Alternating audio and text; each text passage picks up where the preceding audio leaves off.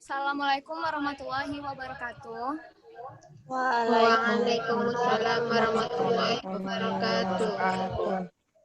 Baiklah, pada kesempatan di siang hari ini, kami dari kelompok 1 akan mempresentasikan hasil diskusi kami mengenai manajemen penanggulangan bencana di bidang kebidanan yang akan disampaikan oleh Monika. Kepada Monika dipersilahkan.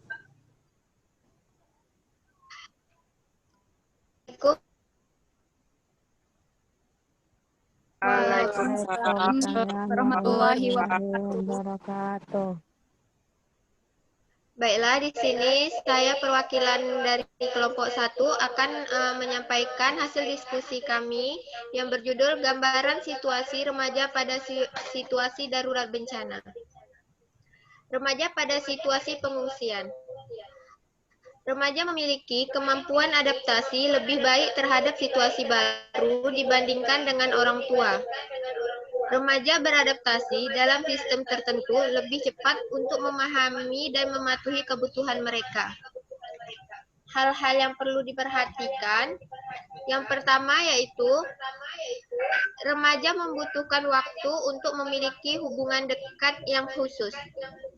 Pada situasi normal, sebagian informasi diperoleh dari teman sebaya, dari tokoh panutan di lingkungan keluarga atau masyarakat remaja tersebut.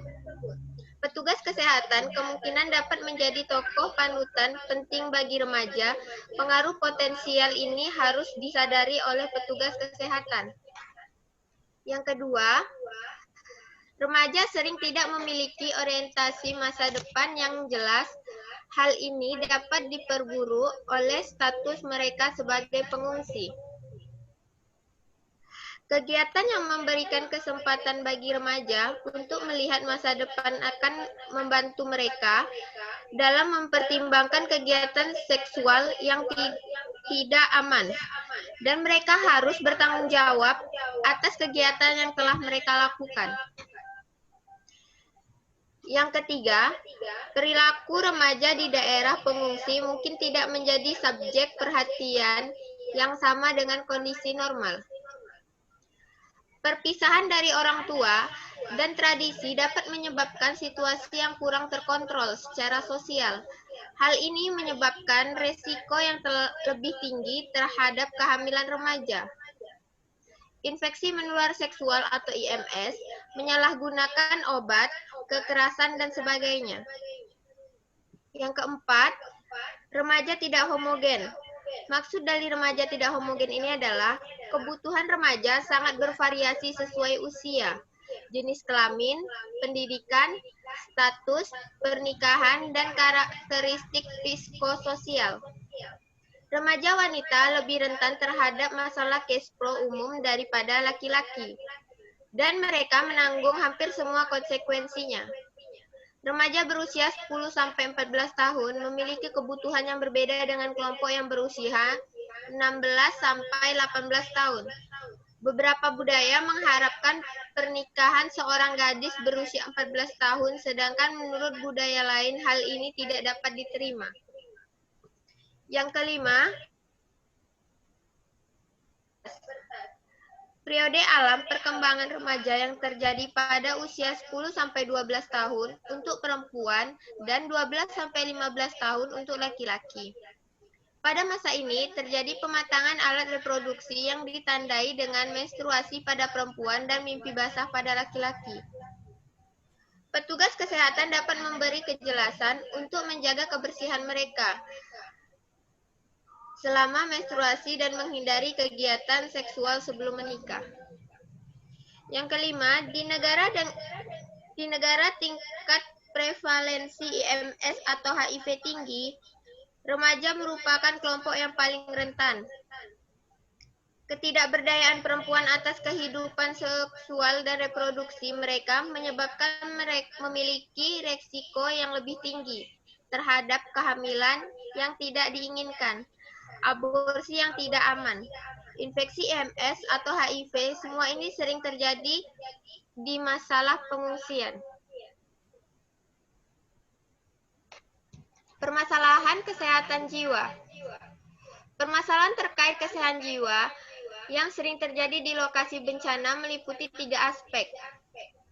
Aspek yang pertama yaitu perasaan, sesuatu yang dirasakan akibat pengaruh suatu peristiwa atau bencana yang sulit diterima, sehingga menyebabkan seseorang mengalami gangguan keseimbangan psikologis. Contohnya, perasaan sedih berlebihan, marah tak terkendali.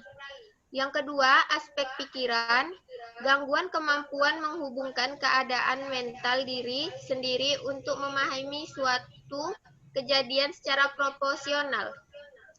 Contoh dari aspek pikiran ini adalah pikiran terhadap kehilangan, keluarga, dan harta benda yang dapat terjadi akibat bencana atau karena disebabkan hal lain. Yang ketiga, aspek perilaku, yaitu kegiatan atau aktivitas yang tidak produktif pada seseorang, baik yang diamati langsung maupun yang tidak dapat diamati oleh pihak luar, sehingga dapat mengganggu lingkungan sekitarnya. Contohnya, tertawa tanpa sebab, teriak-teriak, menyendiri, menangis meraung-raung, menyakiti diri sendiri maupun orang lain. Permasalahan tersebut dapat timbul pada seseorang terdampak bencana, dan hal tersebut saling terkait atau tidak dapat dipisahkan.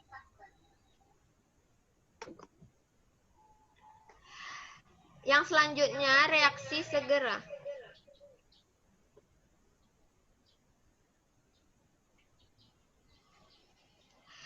Reaksi psikologis yang timbul pada masyarakat, terutama remaja yang tertimpa bencana, antara lain reaksi segera dalam waktu 42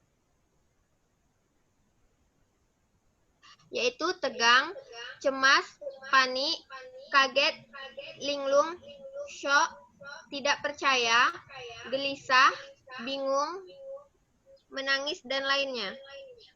Reaksi ini tampak hampir pada setiap orang di daerah bencana, dan ini dipertimbangkan sebagai reaksi alamiah pada situasi abnormal, tidak membutuhkan intervensi psikologis khusus.